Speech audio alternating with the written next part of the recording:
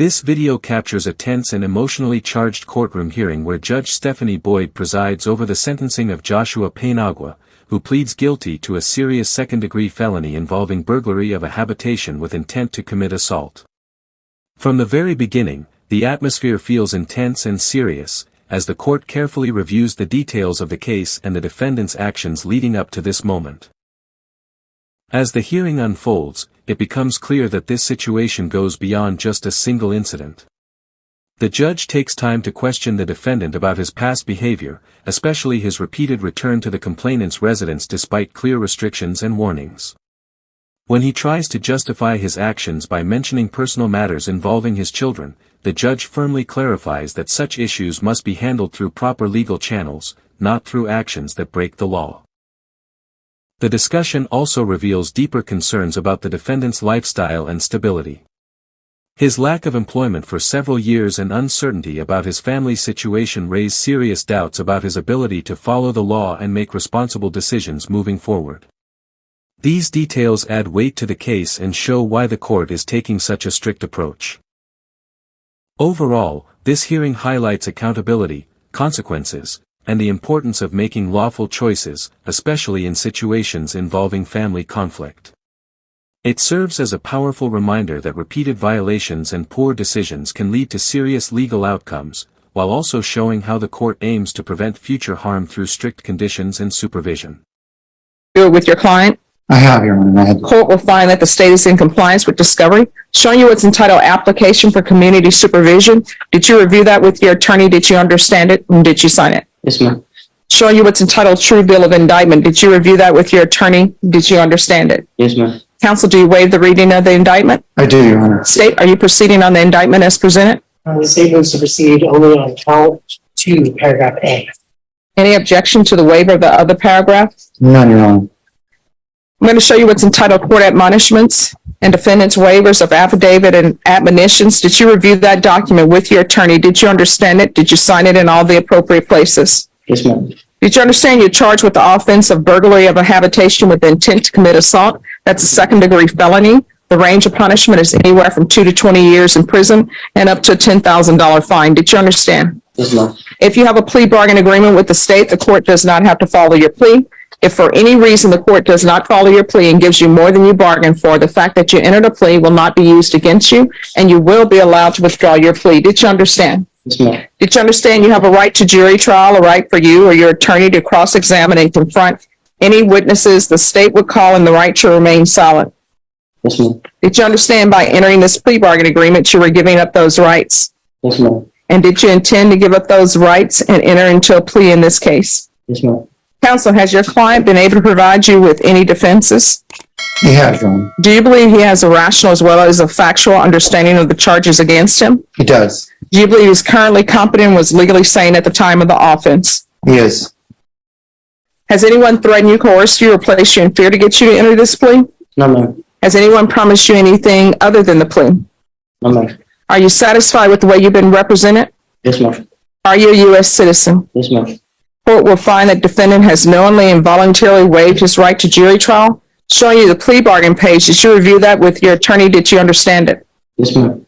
According to the plea, the state is proceeding on count 2, paragraph A. Punishments be assessed at 5 years in the prison.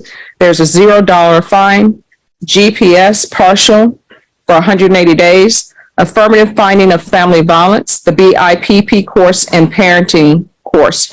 Did you understand that to be your plea? I believe I was supposed to get probation. None of that's checked off. Yes, ma'am. No, I mean, it hasn't been checked off here. Oh, Oh, that's okay. So is your understanding that the state is recommending community supervision? Yes, ma'am. All right, defense, is that the plea? It is, Your Honor. State, that's the plea? yes, Your Honor. Showing you the paragraph entitled Waiver of Appeal paragraph. Did you review that with your attorney? Did you understand it? Did you sign it in both places? Yes, ma'am. Did you understand by signing that you're waiving your right to appeal?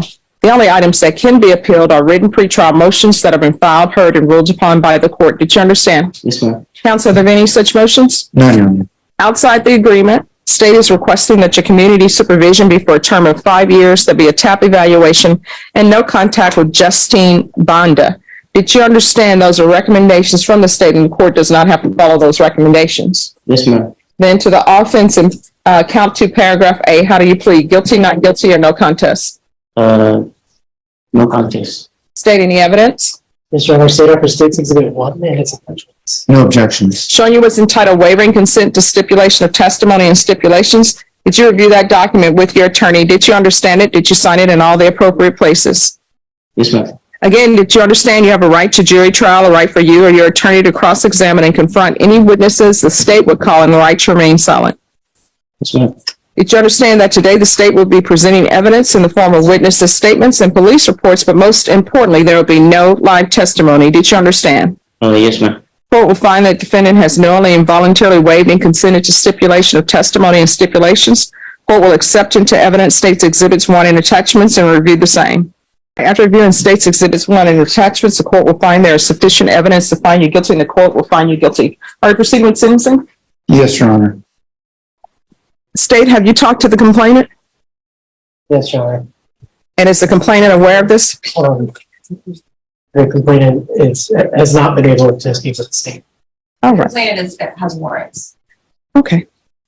All right. Defense, anything you wish to say on behalf of your client? No, Your Honor. I think after review, the client is taking responsibility for his actions, and we would respectfully ask the court to follow the plea agreement. All right. Sir, do you understand that she does not want you anymore? Yes, ma'am. So why do you keep going back to her place? Well, because I got custody of my kids, and she's not supposed to be having custody without outside of a facility, without supervision. Well, that's when you handle that on the civil side. You don't just go to somewhere where you have no contact. Do you understand? Yes, ma'am. Yes, ma'am. If you have contact with her while you're on probation out here, you're looking at 5 years prison. Do you understand? Yes, ma'am. She does not want you anymore. She does not love you. Well, maybe she still loves you. I don't know. But what I know is she does not want you anymore. And if she tells you she wants you, then you need to say, I understand that, but the judge is saying this relationship is over. So do you understand? Yes, Your ma'am. relationship is over. Yes, ma'am. If you don't want that relationship to be over, then that means that you wish to go to prison. Ma'am. All right. Are you employed? No, ma'am. When's the last time you had employment? 2017. How are you supporting yourself? That money tattoo on your arm, you can't use that for cash at the store. I'm waiting for SSI. For what? I got bipolar disorder, PTSD, because I got stabbed in my neck. When? And, depression. So you've been waiting for SSI since No, I 2017? just recently went when I went to go get my social security card, but gotta wait for a long line. It appears that everybody is getting SSI. So do you have a mental health diagnosis? I was seeing a psychiatrist out there, yes, ma'am. What psychiatrist? Robert Jimenez. And where is his facility located? In the custody. Maybe like 3 months. And what drugs were you using? Marijuana. And what else? Okay. We'll do a referral to felony drug court. If you miss that appointment, you're going to go into custody. You understand? Yes, ma'am. TAP evaluation, UA hotline, do a referral to Center for Healthcare Services, regular reporting by Zoom or in person. Where are your children now? I have no idea. How many do you have? 8. What are their ages? I got 2 newborns. One's 2, one's 1.5, and then the other one's 17, 12, and 11. And then the other one's 10. And are all these children, their mother, is this Justine Banda? No, she's not the mother of my children. Oh, so where are they? They're with the mother of my children. You just said that you were at Justine Banda's house because there were some custody issues. With my baby mama. Justine Banda was her friend who does not even reside at the residence. Let's say mother of our children. Mother. That sounds better. Yes, ma'am. So, are you saying that the mother of your children was with Justine Banda? Yes, ma'am. How did you know she was with Justine Banda? Didn't know. I just went over there to pick up my child. Your story makes no sense to me. How did you know your children were over there? Did Justine Banda pick up the phone and call you and say, hey, your children are here? No, I talked to the grandma. we're supposed to have custody. We're supposed to have shared custody. And she told me that she was at my baby mom, at the mother of my children's house. So that's why I went over here to go pick them up. And it was my day to see them. All right, proof of employment within 30 days. No employment as a home health care provider or with minors. Regular reporting by Zoom or in person. Parenting classes with Rainbow. Field visits 1 time per month until further notice. And you're saying you don't know where any of your children are right now? They told me not to have contact with the mother of my children. So. Well, I mean, no, you can't have contact with Justine Banda. Is she the mother of your children? Well, the order was for both of them at the time. But she's not the mother of my children. No, no. So you don't know where your children are. They're missing. They're not missing. They're with the mother. They're with the mother. All right. Rashawn, can you see and have probation make sure they see what's happening with these children? Because nobody appears to know where they are. It seems maybe there's an order for them to be with the grandmother, but people are just passing children around to random people. Is there anything else he needs? Is there a bill contact? And if so, who exactly? Justine Banda, Banda. Are there any community service hours? Yes. We're going to do 200 hours of community service hours restitution, and none of those are going to be waived.